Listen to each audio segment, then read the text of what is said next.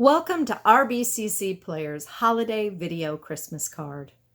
If you are just discovering us now the first time, we are RBCC Players, a small community theater group staging plays and musicals since 1984. Our mission is outreach and fellowship through theater arts. We were started by Dan Shellhammer in 1984, and since his passing in 2018, have carried on with the show. Our list of shows is many since 1984, starting with HMS Pinafore, and most recently having done Chitty Chitty Bang Bang. And our cast of characters and performers is even greater. As the artistic director, I have to say that this year has been challenging for all of us creative types.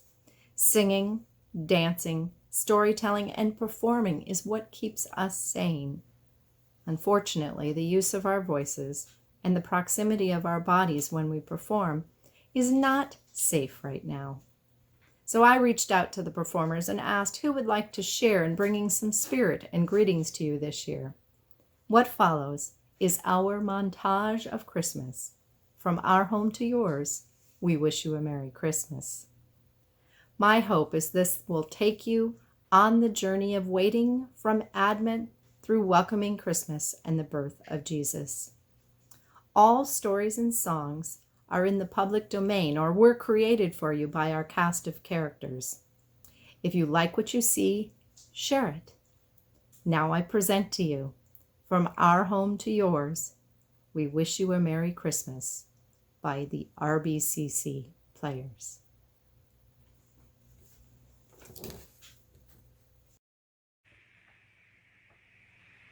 Hope by Emily Dickinson.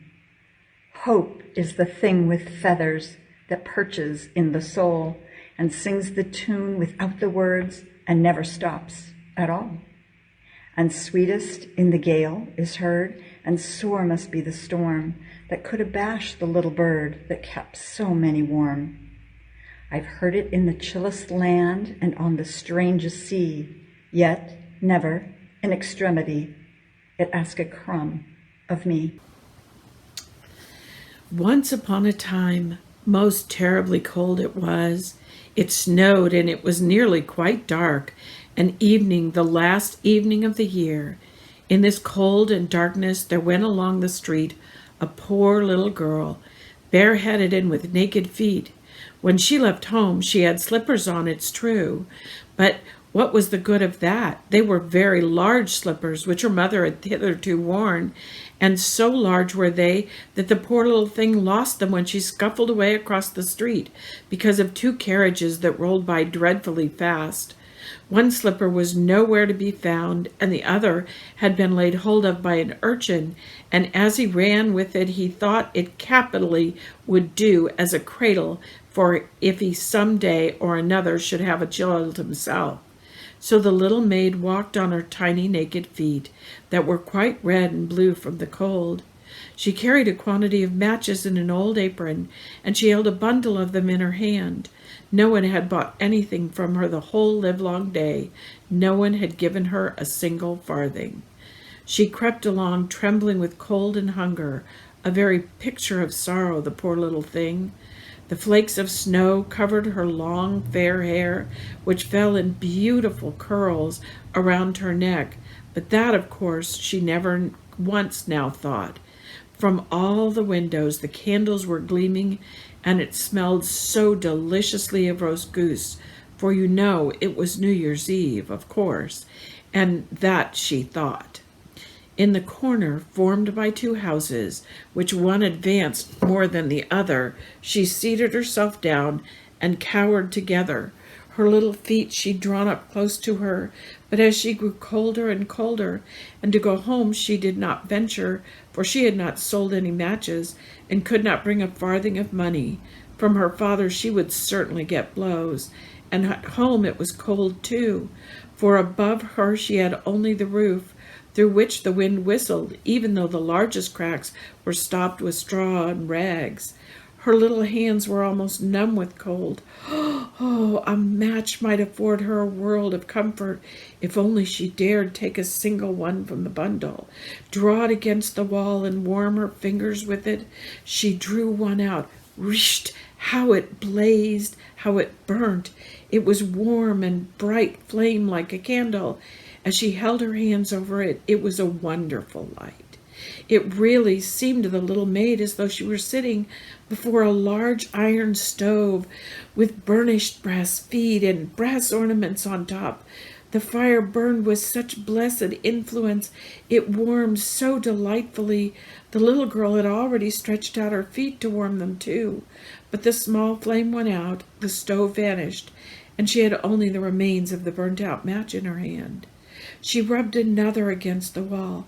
It burned brightly, and where the light fell on the wall, there the wall became transparent like a veil, so she could see into the room. On the table spread a snow-white tablecloth, and upon it a splendid porcelain service, and the roast goose, steaming famously with its stuffing of apple and dried plums. And what was still more capital to behold was the goose hopped down from the dish and reeled about the floor with knife and fork in its breast till it came up to the poor little girl, when the match went out and nothing but the thick, cold, damp wall was left behind. She lighted another match. Now she was sitting under the most magnificent Christmas tree. It was still larger and more decorated than the one she'd seen through the glass door on the merchant's home. Thousands of lights were burning in the green branches, and gaily colored pictures, such as had been seen in the shop windows, looked down upon her. The little maid stretched out her hands toward them when the match went out. The lights of the Christmas tree rose higher and higher. She saw them now as stars in heaven, and one fell down and formed a long trail of fire. "Someone is just dead," said the little girl, for her grandmother, the only person who loved her, and who was now no more, had told her that when a star fell, a soul ascended to God.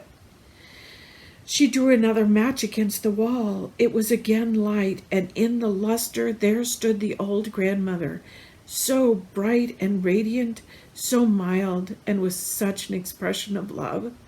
"Grandmother," cried the little one, "oh, take me with you. You go away when the match burns out. You vanish like the warm stove, like the delicious roast goose, like the magnificent Christmas tree." As she rubbed the whole bundle of matches quickly against the wall, for she wanted to be quite sure in keeping her grandmother near her. And the matches gave such brilliant light it was brighter than noonday. Never formerly had the grandmother been so beautiful and so tall. She took the little maiden on her arm, and both flew into brightness and in joy so high, so very high. And then above neither was cold, nor hunger, nor anxiety. They were with God. But in the corner, in the cold hour of dawn, sat the poor little girl, with rosy cheeks and a smiling mouth, leaning against the wall, frozen to death on the last evening of the old year. Stiff and stark sat the child, there with her matches, which one bundle had been burnt. She wanted to warm herself, people said. No one had the slightest suspicion of what beautiful things she had seen. No one even dreamed of the splendor in which, with her grandmother, she entered into the joys of a new year.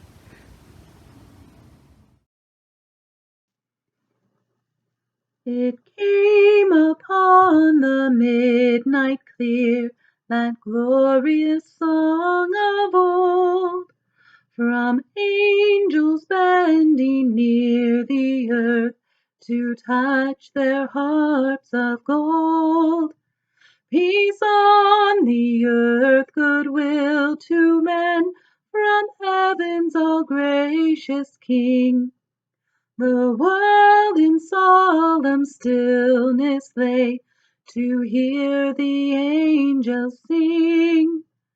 Still through the cloven skies they come, with peaceful wings unfurled, and still their heavenly music floats o'er all the weary world. Above its sad and lowly plains they bend on hovering wing, and ever o'er its Babel sounds the blessed angels sing. For lo, the days are hastening on, by prophets seen of old, when with the ever-circling years shall come the time foretold, when the new heaven and earth shall own the Prince of Peace their King, and the whole world send back the song which now the angels sing.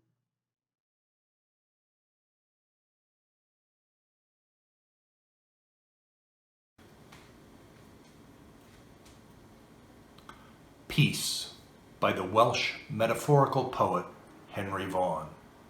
Written around 1650, the poem focuses on the world that awaits through God and Christ, and gives us hope and provides meaning in life. Peace. My soul, there is a country, afar beyond the stars, where stands a winged sentry, and skillful in the wars. There, above noise and danger, sweet peace sits, crowned with smiles, and one born in a manger commands the beauteous files. He is thy gracious friend, and O my soul awake, did in pure love descend to die here for thy sake. If thou canst but thither, there grows the flower of peace, the rose that cannot wither, thy fortress and thy ease.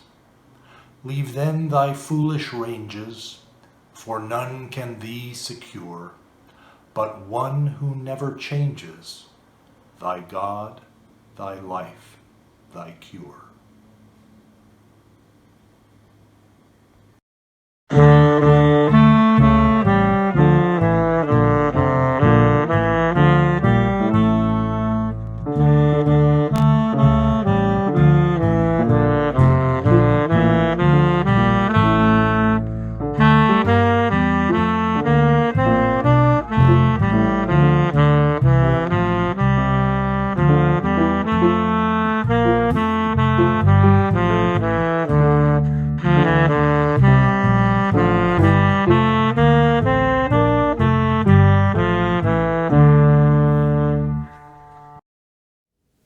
The Christmas Silence by Margaret Deland.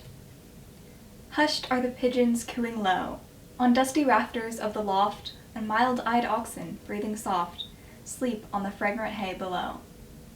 Dim shadows in the corner hide, the glimmering lanterns raise our shed, where one young lamb just lifts his head, then huddles against his mother's side.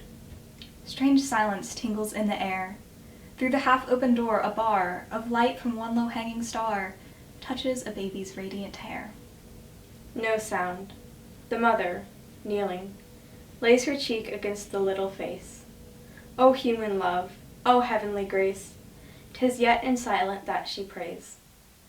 Ages of silence end tonight. Then to the long-expectant earth glad angels come to greet his birth in burst of music, love, and light.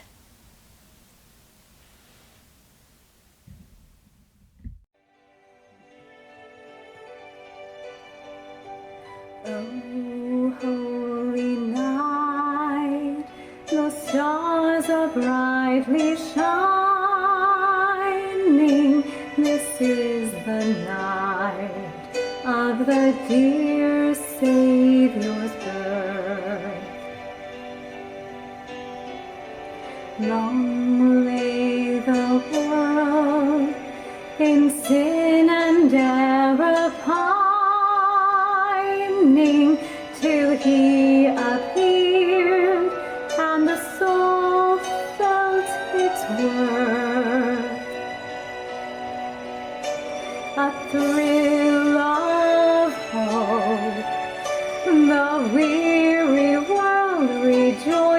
says, for yonder breaks a new and glorious morn. Fall on your knees, hear the angel voices, a night divine, all night when Christ was born. All night, holy night, all night, all night divine.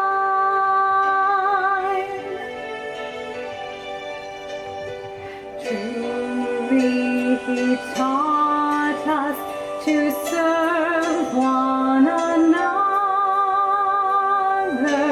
His law is love, and his gospel is peace.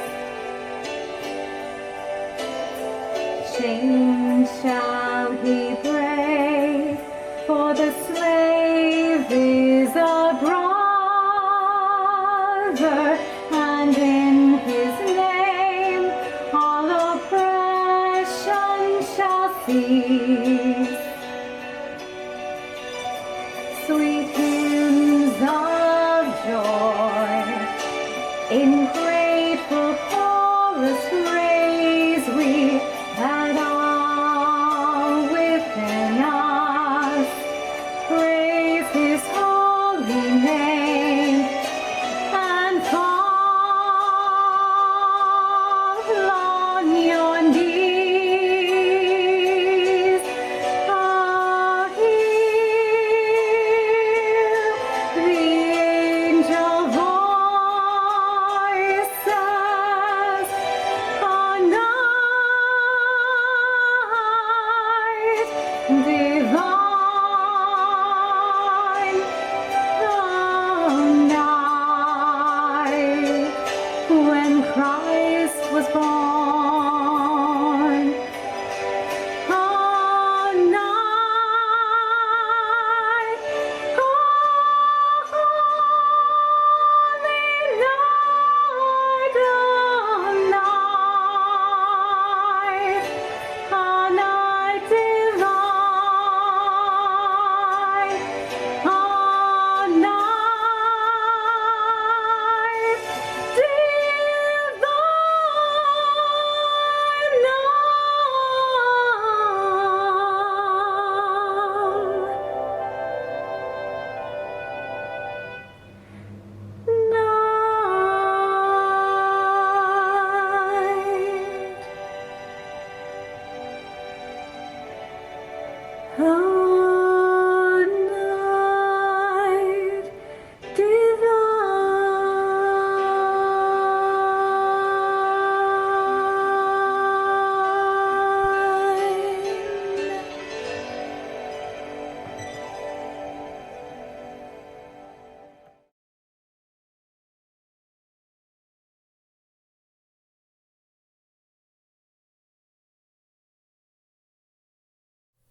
Though joy is better than sorrow, joy is not great. Peace is great. Strength is great. Not for joy does the star burn. Not for joy the vulture spreads her gray sails on the air, over the mountain. Not for joy the worn mountain stands, while years like water trench his long sides. I am neither mountain, nor bird, nor star, and I seek joy. The weakness of your breed, yet at length quietness, will cover those wistful eyes. The Christmas Tree. A merry, merry Christmas, to crown the closing year, peace and goodwill to mortals, and words of holy cheer. What though the dreary landscape be robed in drifting snow, if on the social hearthstone the Christmas fire may glow? What though the wind at evening blow harsh o'er land and sea, If eager hands and joyful, light up the Christmas tree. Soft falls its pleasure luster upon the group around, on merry laughing childhood, and age with glory crowned. With eyes of rapture beaming, each little guest receives affection's token gleaming from out the shining leaves. The grand dame greets her children, and smiles their joy to see, on Christmas eves of olden, so eager once was she. With peace serene and beautiful, her waning life shall shine, and Christmas crowns the 12 months with light and joy divine.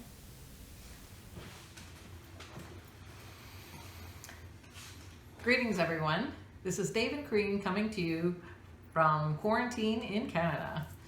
We hope that you are managing as best you can and perhaps finding joy in new ways this holiday season. We're going to play Christmas Time's a-Comin', and we hope it spreads a little joy your way and, maybe a few giggles too.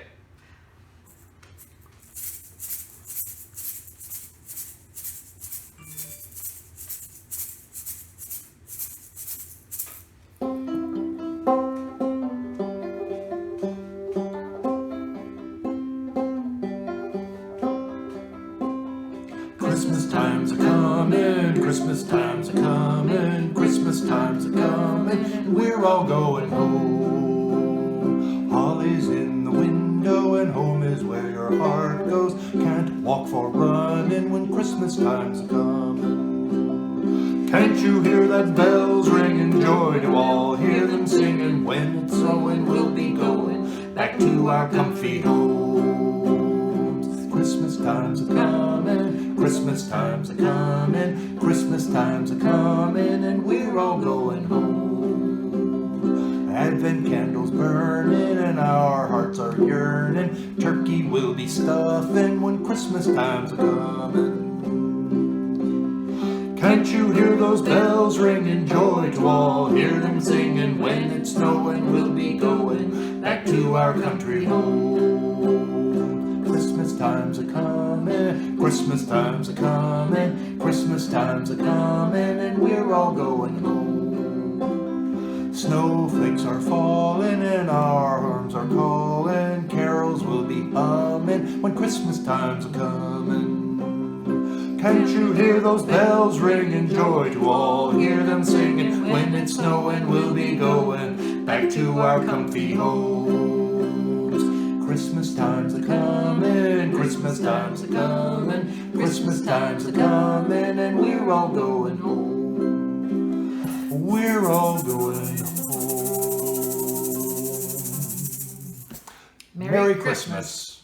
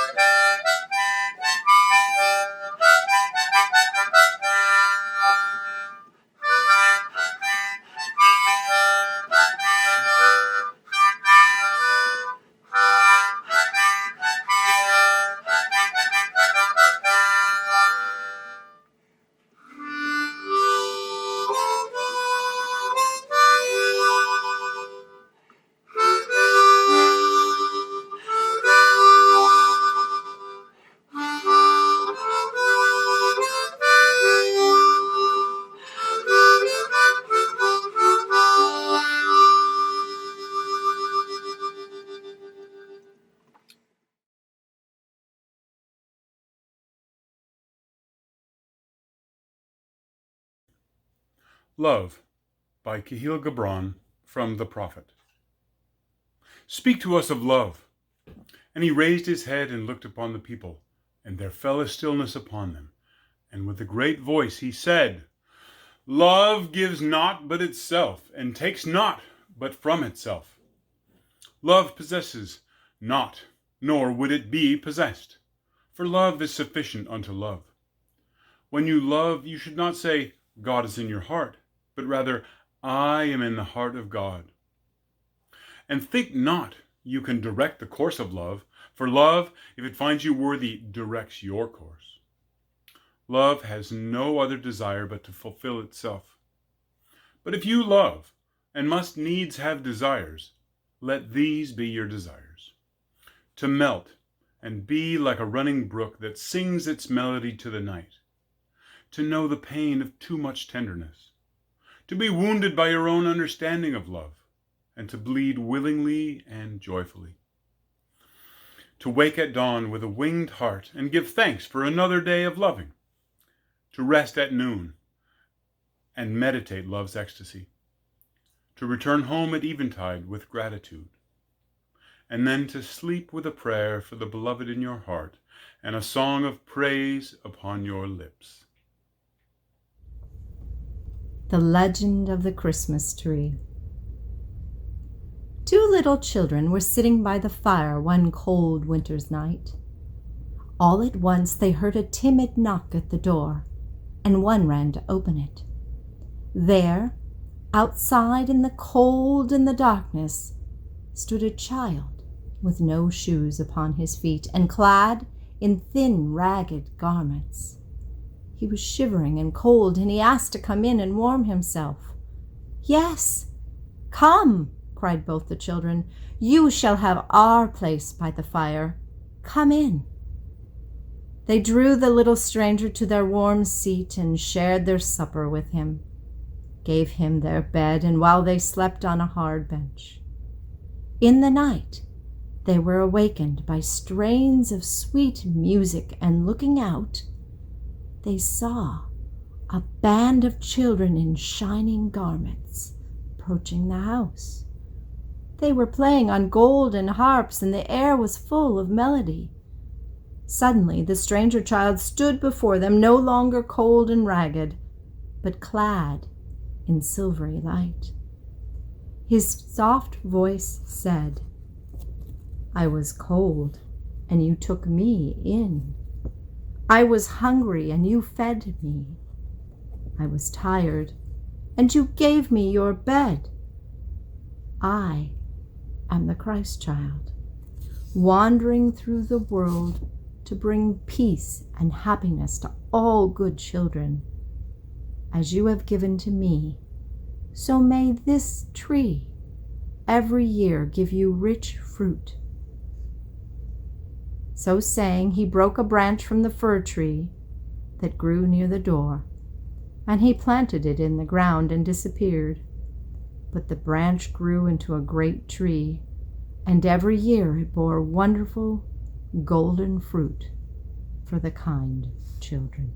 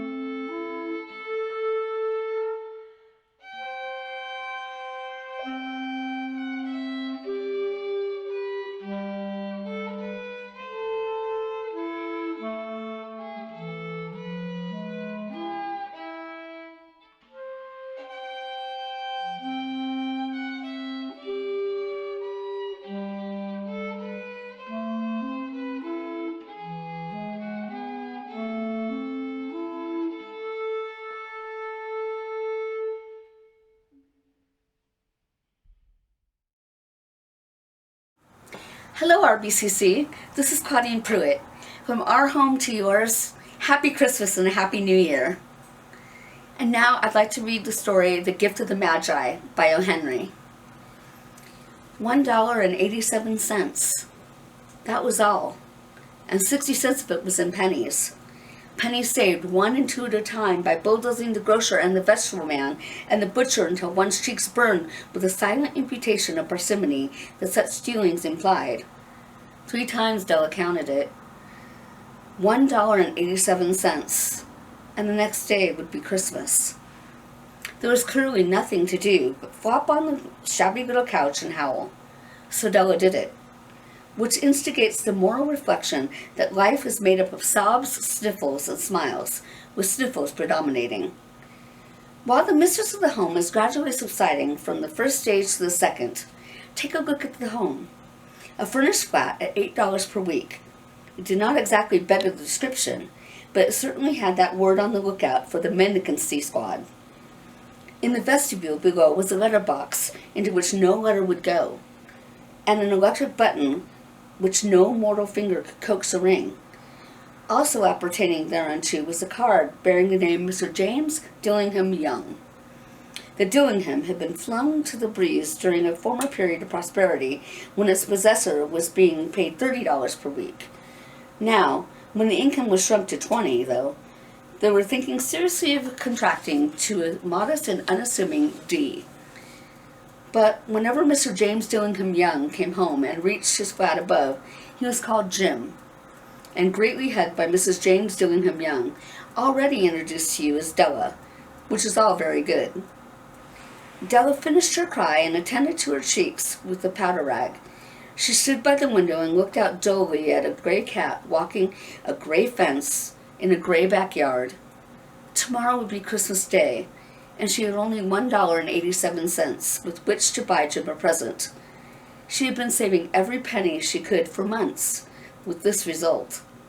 $20 a week doesn't go far.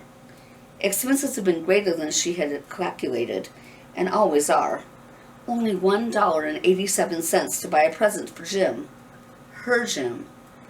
Many a happy hour she had spent planning for something nice for him, something fine and rare and sterling, something just a little bit near to being worthy of the honor of being owned by Jim. There was a pier glass between the windows of the room. Perhaps you have seen a pier glass in an $8 flat. A very thin and very agile person may, by observing his reflection in a rapid sequence of longitudinal strips, obtain a fairly accurate conception of his looks. Della, being slender, had mastered the art. Suddenly, she whirled from the window and stood before the glass. Her eyes were shining brilliantly, but her face had lost its color within 20 seconds. Rapidly, she pulled down her hair and let it fall its full length. Now there were two possessions of the James Dillingham Youngs in which they both took mighty pride. One was Jim's gold watch that had been his father's and his grandfather's. The other was Della's hair. Had the Queen of Sheba lived in the flat across the air shaft, Della would have let her hair hang out the window some day to dry, just to deprecate Her Majesty's jewels and gifts. Had King Solomon's been the janitor, with all his treasures piled up in the basement, James would have pulled out his watch every time he passed, just to see him pluck at his beard from envy. So now Della's beautiful hair fell about her, rippling and shining like a cascade of brown waters. It reached below her knee and made itself almost a garment for her. And then she did it up again nervously and quickly. Once she faltered for a minute and stood still while a tear or two splashed on the worn red carpet. On went her old brown jacket. On went her old brown hat. With a whirl of skirts and with a brilliant sparkle still in her eyes, she fluttered out the door and down the stairs to the street. Where she stopped, the sign read, Madame Sofronie, hair goods of all kinds. One flight up, Della ran and collected herself, panting. Madame, large, too white, chilly, hardly looking the Sofronie. Will you buy my hair? Asked Della. I buy hair, said Madame. Take your hat off and let's have a sight at the looks of it. Down rippled the brown cascade. $20, said Madame, lifting the mask with a practiced hand. Give it to me quick, said Della. Oh, and the next 2 hours tripped by on rosy wings. Forget the hashed metaphor. She was ransacking the stores for Jim's present. She found it at last. It surely had been made for Jim, and no one else. There was no other like it at any of the stores, and she had turned all of them inside out. It was a platinum fob chain, simple and chaste in design, properly proclaiming its value by substance alone, and not by meretricious ornamentation. as all good things should do. It was even worthy of the watch. As soon as she saw it, she knew that it must be Jim's. It was like him. Quietness and value. The description applied to both. $21 they took from her for it, and she hurried home with the 87 cents. With that chain on his watch, Jim might properly be anxious about the time in any company. Grand as the watch was, he sometimes looked at it on the sly account of the old leather strap that he used in place of a chain. When Della reached home, her intoxication gave way a little to prudence and reading. She got out her curling irons and lighted the gas and went to work repairing the ravages made by a generosity added to love, which is always a tremendous task, dear friends, a mammoth task. Within 40 minutes, her head was covered with tiny, chaste-lying curls that made her look wonderfully like a truant schoolboy. She looked at her reflection in the mirror long, carefully, and critically. If Jim doesn't kill me, she said to herself, before he takes a second look at me, he'll say I look like a Coney Island chorus girl. But what could I do? What could I do with $1.87? At 7 o'clock, the coffee was made and the frying pan was on the back of the stove, hot and ready to cook the chops. Jim was never late. Della doubled the fob chain in her hand and sat on the corner of the table near the door that he always entered. Then she heard a step on the stair away down on the first flight, and she turned white for just a moment. She had a habit of saying a little silent prayer about the simplest everyday things, and now she whispered, "Please, God, make him think I'm so pretty."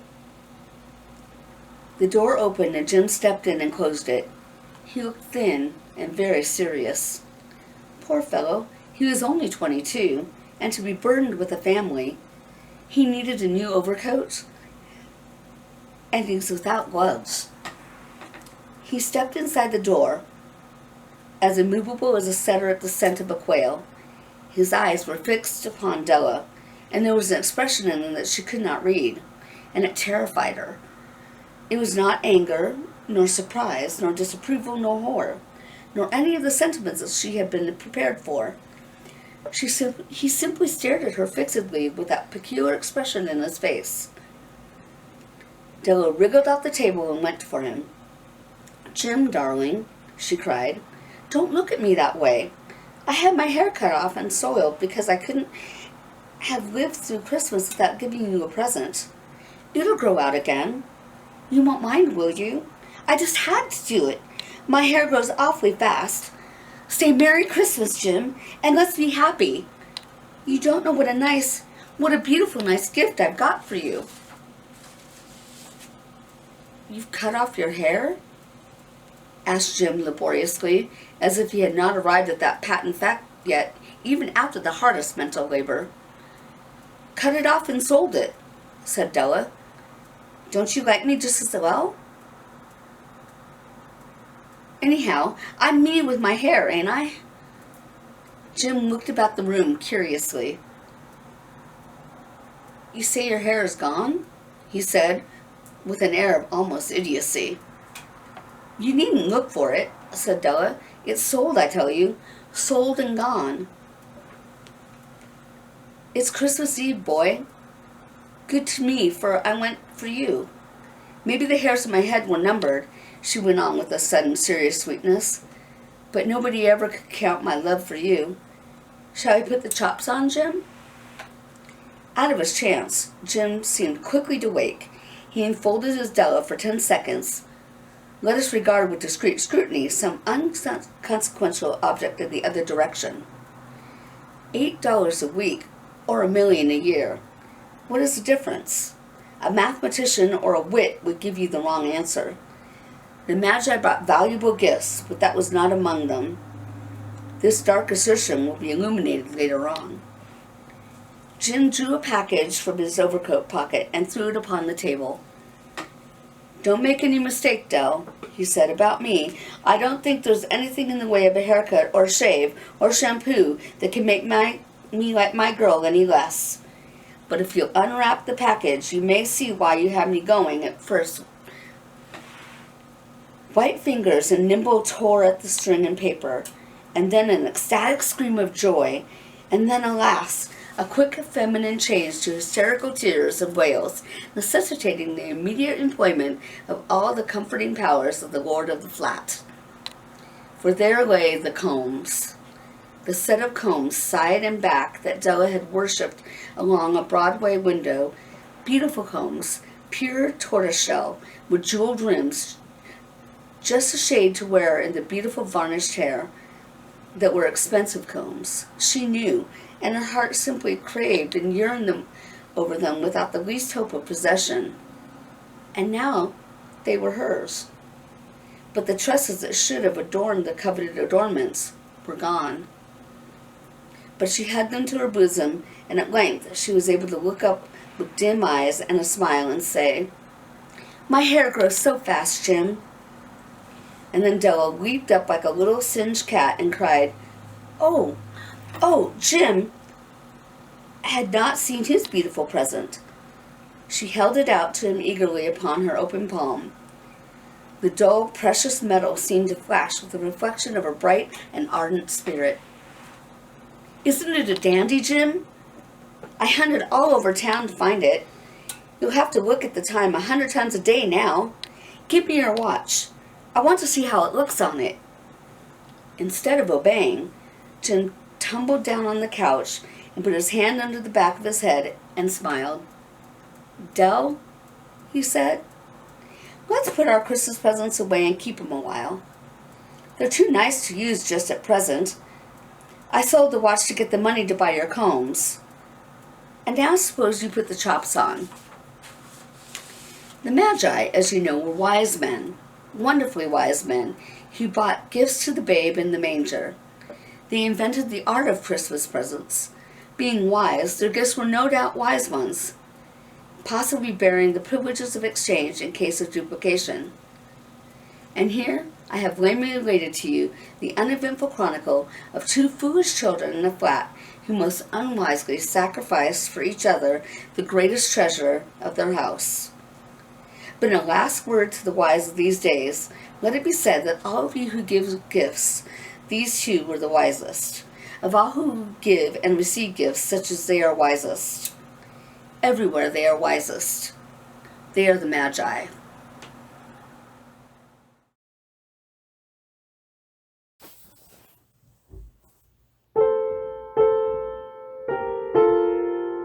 Christmas Eve and 12 o'clock. Now they are all on their knees, and others said as we sat in a flock, by the embers in the hearth's at ease. We pictured the meek, mild creatures where they dwelt in their shy pen, nor did it occur to one of us there to doubt that they were kneeling then. So fair a fancy few would weave in these years, yet I feel, if someone said on Christmas Eve, "Come, see the oxen kneel, in the lonely barton by yonder coombe, our childhood used to know," I should go with him to the gloom, hoping it might be so.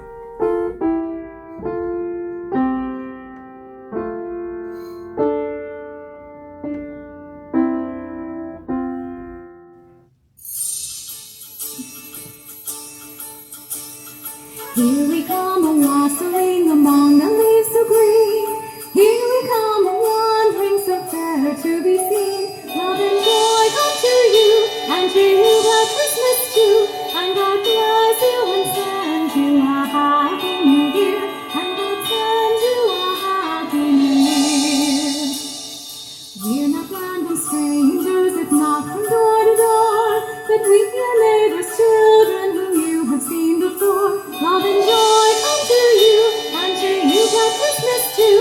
And God bless you and send you a happy new year. And God send you a happy new year. God bless the father of this house, likewise the mother too, and all the little children that round the table go. Love and joy come to you, and to you glad Christmas too. And God bless you and send you a happy new year. And God send you a happy new year. A Visit from St. Nicholas by Clement Clarke Moore.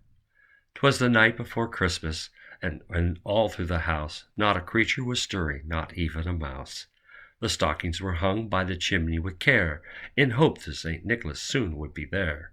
The children were nestled all snug in their beds, while visions of sugar plums danced in their heads. And Mamma in her kerchief and I in my cap had just settled our brains for a long winter's nap. When out on the lawn there arose such a clatter, I sprang from my bed to see what was the matter. Away to the window I flew like a flash, tore open the shutters, and threw up the sash. The moon on the breast of the new-fallen snow gave a lustre of midday to the objects below, when what to my wondering eyes did appear but a miniature sleigh and 8 tiny reindeer, with a little old driver so lively and quick, I knew in a moment it must be St. Nick. More rapid than eagles, his coursers they came, and he whistled and shouted and called them by name. Now Dasher, now Dancer, now Prancer and Vixen, on Comet, on Cupid, on Donner and Blitzen. To the top of the porch, to the top of the wall, now dash away, dash away, dash away all. As leaves that before a wild hurricane fly, when they meet with an obstacle, mount to the sky, so up to the housetop the coursers they flew, with a sleigh full of toys, and St. Nicholas too. And then in a twinkle I heard on the roof the prancing and pawing of each little hoof. As I turned in my head and was drawing around, down the chimney St. Nicholas came with a bound. He was dressed all in fur from his head to his foot, and his clothes were all tarnished with ashes and soot. A bundle of toys he had flung on his back, and he looked like a peddler just opening his pack. His eyes, how they twinkled, his dimples, how merry, his cheeks were like roses, his nose like a cherry. His droll little mouth was drawn up like a bow, and the beard on his chin was white as the snow. The stump of a pipe he held tight in his teeth, and the smoke it encircled his head like a wreath. He had a broad face and a little round belly that shook when he laughed like a bowl full of jelly. He was chubby and plump like a right jolly old elf, and I laughed when I saw him in spite of myself. A wink of his eye and a twist of his head soon gave me to know I had nothing to dread. He spoke not a word, but went straight to work, and filled all the stockings, then turned with a jerk, and laying his finger aside of his nose, and giving a nod, up the chimney he rose. He sprang to his sleigh, to his team he gave a whistle, and away they all flew like the down of a thistle. But what I heard him exclaim as he drove over the sight, "Happy Christmas to all, and to all a good night." From our house to yours, this is Up on the Housetop. 2, 3, 4. Up on the housetop, reindeer paws, up jumps good old Santa Claus, down through the chimney with lots of toys, all for the little ones' Christmas joys. Ho, ho, ho, who wouldn't go? Ho, ho, ho, who wouldn't go? Up on the housetop, click, click, click, down through the chimney with good St. Nick. First is a stocking of little Nell. Oh, dear Santa, fill it well. Give her a dolly that laughs and cries, one that can open and shut its eyes. Ho, ho, ho, who wouldn't go? Ho, ho, ho, who wouldn't go? Up on the housetop, click, click, click, down through the chimney with good St. Nick. Next is a stocking of little Will. Oh, just see what a glorious fill. Here is a hammer and lots of tacks, a whistle and a ball and a whip that cracks. Ho, ho, ho, who wouldn't go? Ho, ho, ho, who wouldn't go? Up on the housetop, click, click, click, down through the chimney with good St. Nick. Come sit close now, children, for I'm going to start a short Christmas story that comes from the heart. 'Tis 3 weeks before Christmas, and all through the garage not a creature is stirring, not even the Dodge. An old beast is she, and not very gallant, not charger nor challenger, she's only a valiant. A wreath with bright lights hangs from her radiator with care, in hopes that smiles come from those people over there. The lawnmower and rake are put away for the season, and the floor has been swept for mostly the same reason. Outdoor lights of all colors and sorts are laid out on the floor, because we're checking for shorts. The ladder is standing out front the garage door by a table with hammers and brass hooks galore. So this job isn't fun, but its observance is heeded, because bright lights for the season are certainly needed. And a wreath on the door with colors of green, red, and gold is a sign that the nativity story soon will be told.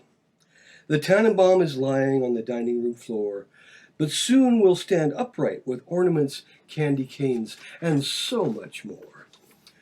With YouTube and Zoom, we've been sharing our cheer, and PFJs can still shout, "Amen!" and raise up a beer. The past few months have been worrisome and remote, but the comfort of the season is a sign of good hope.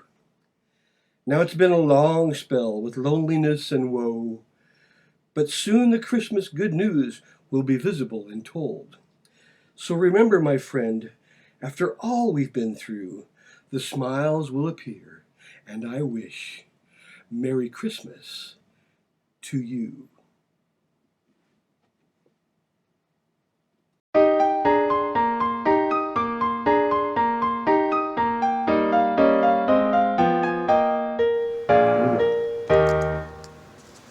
Every year it happens that when Christmas time draws nigh, I make a little list of people who all common sense and decency defy, that Santa can resist. Their houses I will miss. There's the pestilential nuisances who won't put down their phones, whose loud public conversations are enough to make you groan. And as their children run amok and shriek and cry and wail, the gossiping continues as they share each juicy tale. The dirtiest of looks will never cause them to desist. I'll put them on the list. Their houses I will miss. He's got them on the list. He's got them on the list. And their houses he will miss. Their houses he will miss. There's the freeway tailgater who thinks he is in a race, and the distracted motorist, I've got him on the list. And people who chew peppermint and puff it in your face, I've got them on the list. Their houses I will miss. And the idiot addicted to reality TV, who recites a list of all the programs you just got to see, and the woman who insists that all the things you eat are wrong, and who says if you don't change your ways you won't live very long. When she thinks that you're not looking, she will sneak a chocolate kiss. I've got her on the list. Her house I'm gonna miss. He's got her on the list. He's got her on the list. And her house he's gonna miss. Their house he's going to miss. There's the clown who doesn't wear a mask and thinks he's being smart, the pandemic humorist, I've got him on the list. Social distance violators who won't stay 6 feet apart, I've got them on the list. Their houses I will miss. And spineless politicians of a compromising kind, who are always pointing fingers while they cover their behinds, like so-and-so and what's her name and also you know who.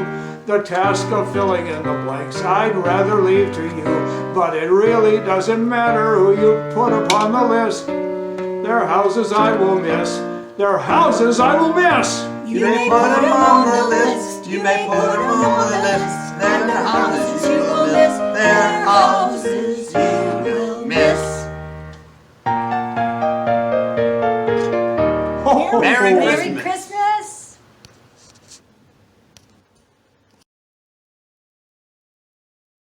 The Eve of Christmas by Alfred Lord Tennyson. The time draws near the birth of Christ. The moon is hid, the night is still. The Christmas bells from hill to hill answer each other in the midst. 4 voices of 4 hamlets round, from far and near, on mead and moor, swell out and fail as if a door were shut between me and the sound. Each voice 4 changes on the wind, that now dilate and now decrease. Peace and goodwill, goodwill and peace, peace and goodwill to all mankind.